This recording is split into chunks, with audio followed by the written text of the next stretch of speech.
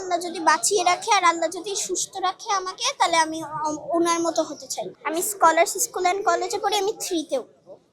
মানে আমি শেখ হাসিনাকে প্রথম যখন হয়েছিল তখন ভাবছিলাম মনে হয় সব ঠিক হয়ে যাবে, ও ভালো। কিন্তু যখন দেখলাম ও যখন মানে ওর মুখোশটা খুললো, মানে এত বিচ্ছিরি মানুষ আমি কোনো পৃথিবীতে দেখিনি। আর খালেদা জিয়ার নিয়ে যদি বলি, উনি মানে খুব ভালো একজন মানুষ ছিল। উনি শেখ হাসিনার মতো একদমই না।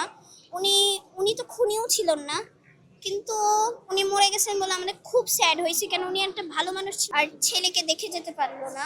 দেশে যা অবস্থা, যেমন সারাদিকে ময়লা ছড়া, তারপরে হচ্ছে ডাকাতি হয়, সেইটা যেন আগে প্রথমবার যে যে ওইটা যেন আগে ভালো হোক, ওইটা যেন আর না হয়। পুলিশরা যেন দেখে যে কোনো যেন ডাকাতি অথবা নির্যাতন হয় না, এটাই আমি চাই। আর পড়াশোনার ইনস্টিটিউট যেন ভালো করে হোক, এডুকেশন যেন হোক।